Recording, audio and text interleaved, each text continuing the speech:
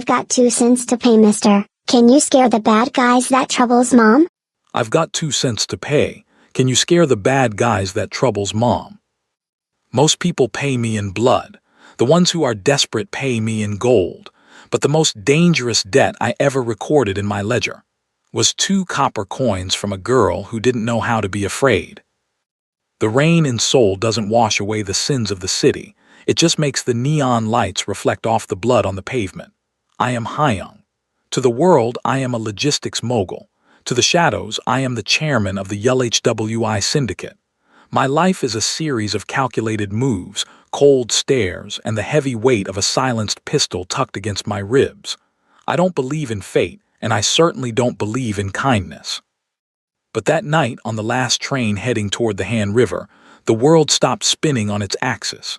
Across from me sat a woman with skin like mahogany and eyes full of a weariness I recognized, the look of someone who has been fighting a war with no soldiers.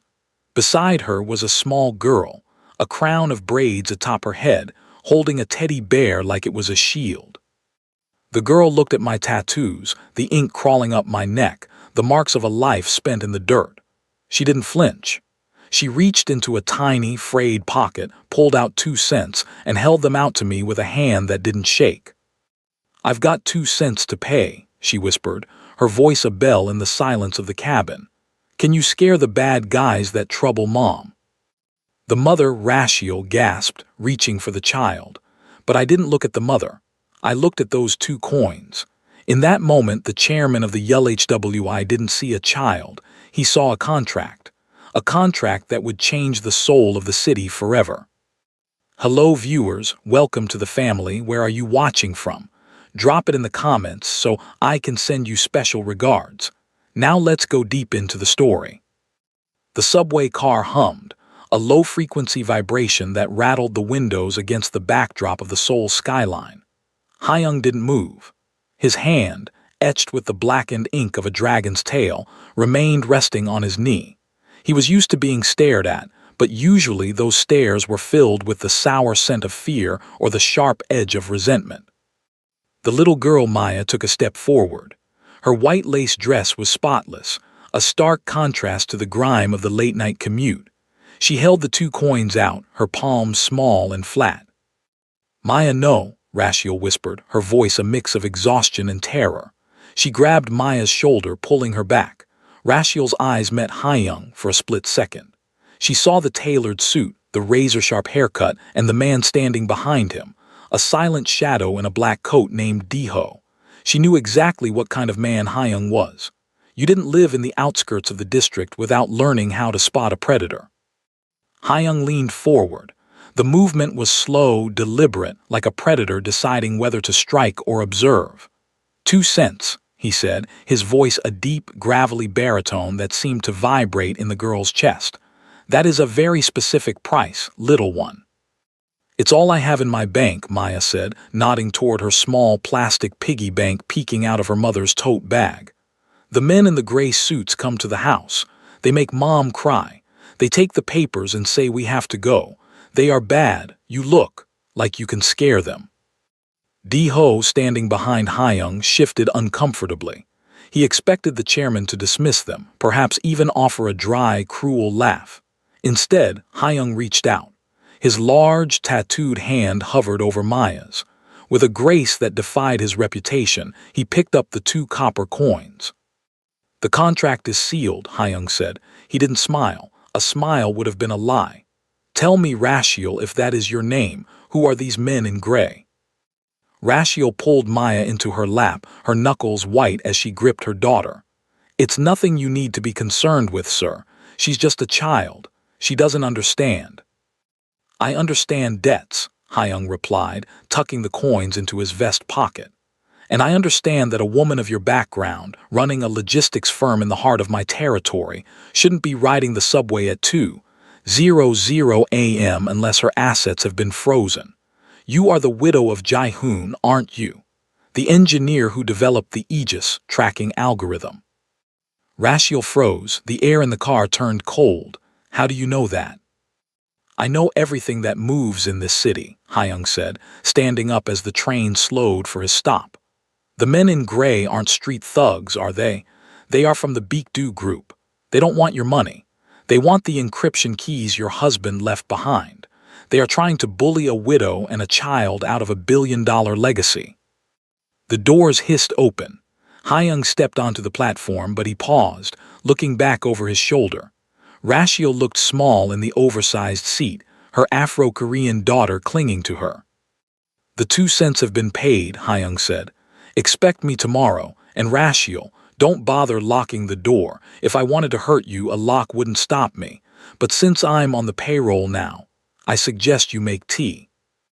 As the train pulled away, Hyung stood on the platform, the neon signs of the city reflecting in his dark eyes. He felt the weight of the 2 cents in his pocket. It felt heavier than the briefcase of gold he'd received earlier that day. "Diho," Hyung muttered. "Yes, Chairman." "Find out which vice president at Beak-Do Group signed the eviction notice for the widow in District 4, and find out what his favorite car is." "Are we going to destroy it, sir?"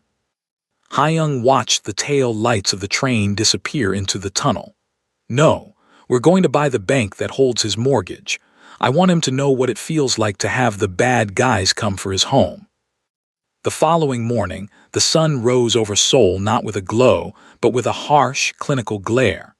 In her small apartment, Rachel sat at the kitchen table, a mountain of legal documents spread before her. She was a woman of two worlds, her mother's Kenyan resilience and her father's Korean discipline, but neither had prepared her for the predatory nature of corporate greed. Since Jae-hoon's death, the Beak-Do Group had moved in like vultures. They claimed his patents belonged to the firm. They had used their influence to block her bank accounts, citing pending litigation. They were trying to starve her out.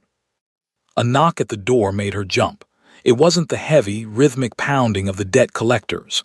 It was a single, sharp rap. She opened the door to find Hyung. He wasn't wearing his suit jacket today. He wore a black silk shirt, sleeves rolled up to reveal forearms covered in intricate ink. He didn't wait to be invited. He walked in, his eyes scanning the room, landing on the stack of papers. "You're late," Maya chirped from the sofa, where she was coloring. "I had to go to the bank," Hyung said, glancing at the child before turning to Rachel. "You're fighting them with law. That is your first mistake." "It's the only way," Rachel snapped, her pride flaring.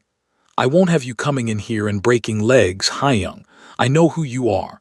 I won't have my daughter seeing that. I won't have her thinking violence is the answer." Hyung pulled out a chair and sat down, his presence making the kitchen feel half its size. "Violence is loud, messy, and temporary. I am not here to break legs, Rachel. I am here to break their spirits. They are using the law as a weapon because they think you don't have the stomach to use it back." He reached into his pocket and pulled out a sleek black tablet. He slid it across the table. "While you were sleeping, I acquired the subsidiary that handles Beak-Do's payroll. I found 3 discrepancies in their offshore accounts. In the underworld, we call this leverage. In your world, they call it an audit." Rachel looked at the screen. Her eyes widened. This is enough to put their CEO in prison for 20 years. "Precisely," Hyung said, "but we aren't going to the police. Not yet, we are going to a meeting." "I have a court hearing at noon," Rachel said, her voice trembling. "They're going to seize the apartment." "No," Hyung said, leaning back. "They are going to offer you a seat on their board, and they are going to apologize to your daughter for the misunderstanding." The phone on the table rang. It was the lead attorney for Beak-Do. Rachel answered it on speaker, her heart hammering against her ribs. "Mrs. Park," the attorney's voice was slick, like oil on water. "We've decided to expedite the eviction. We'll be there at 1:00 p.m. with the marshals, unless, of course, you're ready to sign over the Aegis keys." Hyung reached out, his finger hovering over the phone. He looked at Rachel, a silent question in his eyes. She nodded. Hyung spoke into the phone. "This is the new majority shareholder of your primary lending bank. You have 10 minutes to retract that statement, or I will trigger a margin call that will liquidate your firm by sunset.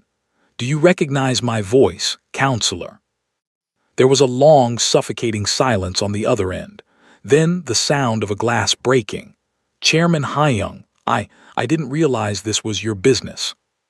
It isn't my business, Hyung said, looking directly at Maya, who was watching him with wide, innocent eyes. It's my daughter's friend's business, and she's already paid me in full. He hung up. Rashiel stared at him, a mixture of awe and fear. Why are you doing this? 2 cents isn't enough to buy your soul, Hyung. I didn't do it for the money, Hyung said, his voice dropping to a whisper. I did it because your husband's algorithm is the only thing that can track the shipments my enemies are using to bring poison into this city. You want to save your home. I want to clean my streets. We are partners now, Rashiel, whether you like it or not. The tension in the city was palpable as Hyung's black sedan pulled up to a secluded laboratory on the outskirts of Incheon. This wasn't a corporate office. It was a graveyard of unfinished dreams. Jae-hoon worked here in secret, Rashiel said as they stepped out. Maya held Hyung's hand, a sight that would have sent shockwaves through the YHWI syndicate. The most feared man in Korea was being led through a dusty parking lot by a 5-year-old girl. Inside the lab, the air smelled of ozone and old paper. Hyung's men stood guard outside, their eyes scanning the perimeter for the gray suits who were undoubtedly following them. He knew they would try to steal it, Rashiel explained, walking to a heavy steel safe in the corner. The Aegis algorithm wasn't just for logistics. It was designed to detect ghost shipments vessels that turn off their transponders to smuggle illicit goods. Human trafficking, drugs, weapons. He wanted to make the ocean transparent. Hyung looked at the monitors. He spent his life navigating the shadows, but here was a man who had tried to turn on the lights. And the Baekdu group. They don't want to stop the smuggling, Rashiel said, her voice bitter. They want to control it. They want to sell the blind spots to the highest bidder. Suddenly, the lights flickered and died. The hum of the air conditioning cut out, replaced by a haunting silence. Di-ho, Hyung shouted, instinctively reaching for Maya and pulling her behind him. The windows of the lab shattered inward. Flashbang grenades detonated, filling the room with blinding white light and a deafening roar. Hyung didn't reach for a gun. He reached for the girl, shielding her body with his own. He felt the sting of glass cutting into his back, but he didn't flinch. Through the smoke, figures in tactical gear moved with surgical precision. These weren't corporate lawyers. These were mercenaries, the cleaners that the elite used when the law failed them. Give us the drive, Chairman, a voice echoed through the haze. You're out of your league. This is state-level technology. It doesn't belong to a street thug or a widow. Hyung felt a cold, familiar rage rising in his chest. He looked down at Maya. She was crying, her small hands clutching his shirt. Rashiel was on the floor, gasping for air, her hand reaching for her daughter. Hyung stood up. He didn't look like a businessman anymore. He looked like the monster the stories warned about. He pulled the 2 copper coins from his pocket and looked at them. The contract, he whispered to Maya, includes protection. He turned to the darkness, his eyes glowing with a predatory light. You made a mistake, Hyung called out, his voice calm, which was far scarier than a scream. You attacked a client of the YHWI, and you did it in front of a child. He reached into his belt and pulled out a small, high-frequency transmitter. He pressed a button. The ground began to shake. From the darkness outside, the roar of a dozen motorcycles and the heavy thud of SUVs drowned out the rain. Myriad red laser dots began to dance on the chests of the mercenaries. I didn't bring my lawyers today, Hyung said as his men breached the doors. I brought my family. The ensuing silence was more terrifying than the noise. The mercenaries realized they were surrounded not by police, but by the entire South Side army. Hyung walked over to Rashiel and helped her up. He then picked up Maya, who buried her face in his neck. They're gone, Maya, he whispered, his voice surprisingly tender. The bad guys are scared now. But as he looked at the drive in Rashiel's hand, he knew this was only the beginning. The Baekdu group had just declared war, and for the first time in his life, Hyung had something to lose besides his territory. He had a debt to a girl with 2 cents, and he intended to pay it back with interest. The air in the upper floors of the Baekdu Group headquarters was filtered, expensive, and smelled of desperation disguised as sandalwood. Hyung adjusted his cufflinks in the reflection of the glass elevator. He wasn't wearing his usual tactical black. He wore a charcoal gray 3-piece suit that cost more than most people's annual salary. Beside him stood Rachel. She looked transformed. Gone was the denim jacket. She wore a sharp, cream-colored power suit, her hair styled in a sophisticated, low bun. She carried a leather briefcase like a weapon. "Are you ready?" Hyung asked, his eyes fixed on the rising floor numbers. "I've spent 3 years being invisible to these people," Rachel said, her voice steady despite the slight tremor in her hands. "Today, I want them to look me in the eye." "They won't just look," Hyung promised. "They will blink." The elevator doors chimed. As they stepped into the executive foyer, the receptionist stood up, ready to ask for credentials. She stopped mid-sentence when she saw Hyung. Behind him, D-Ho and 3 other men stood like stone pillars. They didn't need to speak. Their presence was a physical weight. Hyung walked past the security desk without a glance. He kicked open the double mahogany doors of the main boardroom. Inside, 12 men in gray suits, the same men in gray Maya had described, sat around a table. At the head was Vice President Park, a man whose skin looked like parchment and whose heart was likely made of ledger entries. "What is the meaning of this?" Park stammered, his face flushing. "This is a private executive session." "It was," Hyung said, pulling out a chair for Rachel at the center of the table. "Now, it's a collection agency. I believe you've met my business partner, Mrs. Rachel, and I believe you owe her an apology for the mess you made in her husband's laboratory last night." The room went silent. The mention of the lab was a tactical strike. If they acknowledged it, they admitted to a crime. If they denied it, they looked weak. "We have no idea what you're talking about," Park sneered, regaining his composure. "And as for her husband's patents, they are legally the property of—" "Actually," Rachel interrupted, sliding a folder across the table, "my husband's contract with Baekdu had a morality clause. If the firm engaged in activities that compromised the integrity of the technology, the patents reverted to his estate. Smuggling, Mr. Park, is a very clear violation." Hyung leaned over Park, his tattooed hand resting on the back of the man's chair. "I've spent the morning buying up your debt. Every bank that supports your logistics fleet now reports to me. You tried to steal a widow's legacy to hide your shipments. Now I own the ships, I own the docks, and I own the paper your house is built on." Hyung pulled out the 2 copper coins and placed them on the table in front of Park. "These represent the down payment for your downfall. You can sign the dissolution of the claim to the Aegis algorithm now, or you can watch your stock price hit 0 by lunch." Park looked at the coins, then at Hyung's cold, dead eyes. He realized then that he wasn't dealing with a businessman. He was dealing with a man who had nothing to lose and a child's promise to keep. Victory in the boardroom felt hollow when Hyung returned to his headquarters, a brutalist concrete fortress in the heart of the city. He found the atmosphere shifted. His inner circle, men who had bled with him to build the YHWI, were whispering. "Chairman," D-Ho said, stepping into his office, "the elders are restless. They say you are wasting resources on a civilian matter.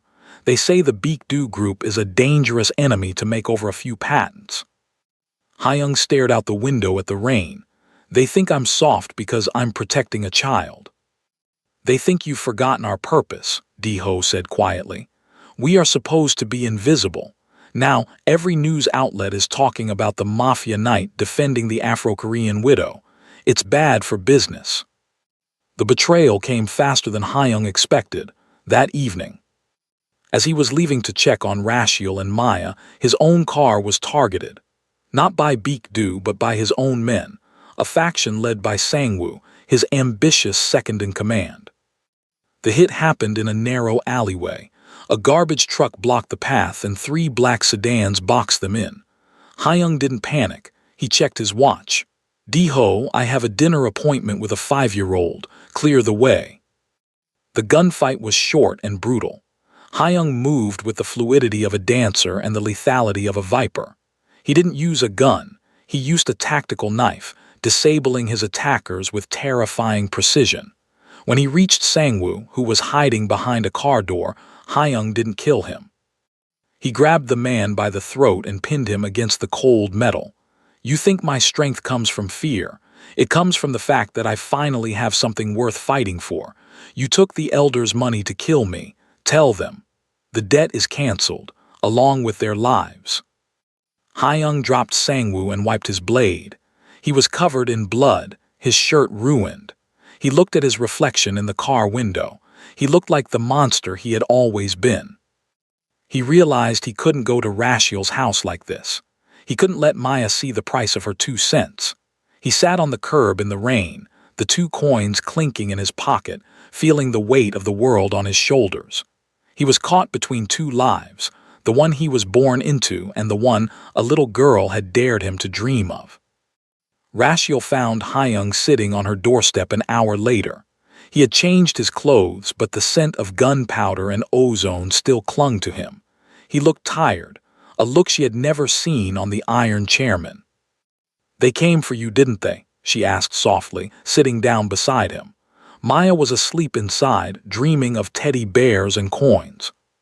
"My world doesn't like change, Rashiel," Hyung said. "By helping you, I've started a fire in my own house." "Then stop," Rashiel said. "We have the patents, we have the leverage, you've done enough. Take your 2 cents and go back to your shadows." Hyung looked at her. In the dim light of the hallway, he saw the strength in her. She wasn't a victim, she was a survivor who had been waiting for an ally. "I can't. If I stop now, they'll come for you twice as hard to get to me. The only way out is through." Together, they spent the night in the shadow play. Hyung used his underworld contacts to find where Baek-doo was hiding their most incriminating evidence, while Rashiel used her husband's algorithm to track the digital breadcrumbs of the syndicate's traitors. It was a perfect synergy, the Mafia's muscle and the engineer's mind. They realized that the Aegis algorithm wasn't just a tracking tool, it was a way to rebuild the city's infrastructure.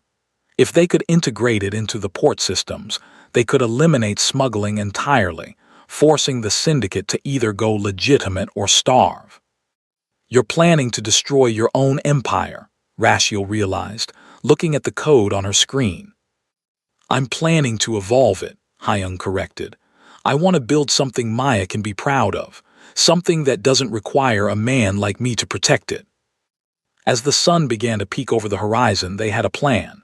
They would bait the Baek-doo group and the syndicate elders into a final meeting at the docks, the graveyard of ships. It was a gamble that could cost them everything, but as Hyung looked at the sleeping Maya through the cracked door, he knew he wasn't playing for money. He was playing for a future. "One more day," Hyung said. "One more day," Rashiel echoed, her hand momentarily resting on his. For the first time, the touch didn't feel like a contract. It felt like a beginning. The air in the city felt like a bowstring pulled too tight. The paper war had escalated into a silent, cold vacuum where the usual street noise of District 4 had been replaced by a watchful, heavy stillness. But inside Rashiel's apartment, there was the smell of vanilla and the sound of a small girl laughing. It was Maya's 6th birthday. Hyung stood in the center of the small living room, looking entirely out of place. He had traded his tactical gear for a simple black sweater, yet he still carried the aura of a man who could command a storm. In his hand was a gift wrapped in silver paper, tied with a clumsy, oversized bow.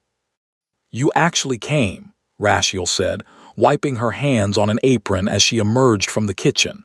She looked at him with a softness that bypassed his defenses. "I didn't think a man in your position had time for cake." "A contract is a contract," Hyung replied, though his eyes weren't on the documents he usually carried. They were on Maya, who was currently trying to put a party hat on Diho's head. The hardened bodyguard sat perfectly still, looking terrified of the 5-year-old's floral-patterned hat. For 3 hours, the underworld didn't exist. There were no men in gray, no treacherous elders, and no looming corporate collapses. Hyung watched as Maya blew out her candles, her face glowing with a pure, unadulterated joy that he hadn't seen in 30 years. "What did you wish for?" Hyung asked as Maya handed him a plate with a dangerously large slice of cake. "I wish that the bad guys would stay away forever," Maya said, her eyes bright, "and that you could stay for dinner every night." The room went quiet. Ratio caught Hyung's eye, and for a moment the Mafia boss and the widow weren't allies of convenience. They were two people standing on the edge of a life they both desperately wanted but feared they didn't deserve. Hyung knelt down so he was eye level with the girl. He reached into his pocket, not for a weapon but for a small, velvet-lined box. Inside was a necklace with a tiny gold coin pendant.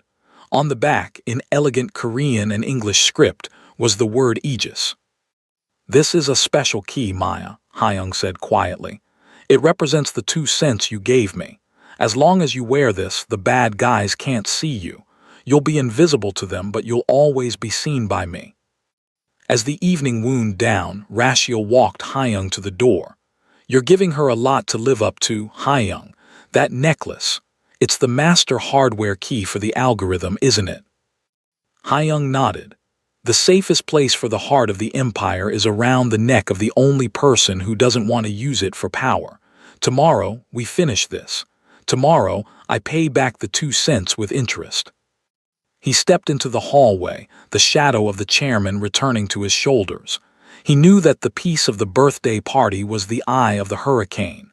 The elders had mobilized, and the Baekdu group had hired a private militia. The graveyard of ships was waiting. The Incheon docks were a skeletal landscape of rusted cranes and towering shipping containers. The graveyard of ships earned its name tonight. The fog was so thick it swallowed the beams of the flashlights. Vice President Park stood at the center of a cleared circle, flanked by 20 mercenaries in high-end tactical gear. Opposite him were the syndicate elders, men with white hair and hearts of cold stone, led by the traitor Sangwoo. They had formed an unholy alliance, corporate greed meeting traditional crime to eliminate the man who threatened both their status quos. "He's late," Park hissed, checking his watch. "If Hyung doesn't show, we proceed with the forced transfer of the Aegis servers." "He'll show," Sangwoo growled. "He's developed a weakness. He's playing hero for a woman and a brat." A low hum began to vibrate through the concrete. From the fog, a single pair of headlights appeared. Hyung's sedan pulled to a stop. He stepped out alone. No Deho, no army, just a man in a black coat carrying a single leather portfolio. "Where is the girl?" Park demanded. "And the mother? We need the biometric signatures to unlock the final phase of the algorithm." Hyung walked into the center of the circle, seemingly unfazed by the 30 rifles pointed at his heart. They are safe, far beyond the reach of men who think a signature is more powerful than a debt. "You're a fool, Hyung," one of the elders spat. "You've destroyed our traditions for a whim. Give us the keys and we might let you live in exile." Hyung opened the portfolio. He pulled out a document, but it wasn't a transfer of power. It was a dissolution of the YLHWI syndicate. "I'm not here to negotiate," Hyung said. "I'm here to tell you that the Aegis algorithm is already live. It's been running for the last hour, and it hasn't been looking for smugglers." Park's phone buzzed, then the mercenaries' phones, then the elders. "What is this?" Park screamed, looking at his screen. "Our offshore accounts. They're being drained to a Kenyan Korean education fund." "The algorithm tracks ghost movements," Hyung explained, his voice like falling ice. "It doesn't just track ships, it tracks the ghost of money. Every bribe you've ever paid, every cent you've stolen from the widows and orphans of this city, it's being redirected. By the time the sun rises, the Baekdu group will be a shell, and the YLHWI will have no payroll to satisfy its soldiers." "Kill him," Sangwoo roared. But the mercenaries didn't move. They were looking at their phones. Their digital wallets were flashing red. The bad guys were being defeated by the very thing they tried to steal. Suddenly, a massive spotlight cut through the fog, not from the police, but from a fleet of logistics trucks, hundreds of them, bearing the logo of Rashiel's new company. The workers, the drivers, the people who had been oppressed by the syndicate and Beekdu stepped out. They didn't have guns, they had cameras and live streams. "The world is watching now," Hyung said, stepping back as the police sirens finally wailed in the distance. "I didn't need to scare you with a gun, Park. I just needed to show everyone who you really are." As the police moved in to arrest the disgraced executives and the traitorous mobsters, Hyung stood in the shadows. He had kept his promise. The bad guys were terrified. 6 months later, the Seoul skyline was changing. The old neon signs of the syndicate's front companies were gone, replaced by the sleek, vibrant branding of Aegis Logistics. At the top of the city's newest eco-friendly skyscraper, a wedding was taking place. It wasn't the typical Mafia wedding of movies. There were no bodyguards with earpieces at the altar and no tension in the pews. It was a celebration of a new era. Rashiel stood at the end of the aisle in a gown that shimmered like the sea. Beside her, Maya, now the youngest board member in the city's history, held a basket of flower petals. Hyung stood at the altar. The tattoos on his neck were still there, a reminder of where he had come from, but his eyes were different. The coldness had been replaced by a quiet, steady light. He was no longer a boss. He was a husband, a father, and the CEO of a company that was cleaning up the very streets he once ruled. As they exchanged vows, the ceremony wasn't just a union of two people. It was the formal merger of two worlds. The Afro-Korean community and the established Korean business world watched as they joined hands, creating a legacy that was built on integrity rather than fear. During the reception, as the sun set over the Han River, Maya ran up to Hyung and pulled on his sleeve. "Is the debt finished now?" she asked, looking up at him. Hyung picked her up, settling her on his hip. He reached into his pocket and pulled out the 2 copper coins, now encased in a small, clear acrylic cube. "No, Maya," Hyung said, looking at Rashiel, who was walking toward them with a smile that lit up the room. "A debt of 2 cents is a lifetime contract. I think I'll be paying it back for the rest of my life." The story didn't end with a rescue or a savior arc. It ended with a transformation. The Mafia boss didn't save the black woman. They saved the city together. And as the music played and the family danced, the 2 cents sat on the head table, a reminder that the smallest amount of courage can change the destiny of an empire. The bad guys were gone. The good guys had finally learned how to win. If you love this story, hit the subscribe button and also stay tuned for more.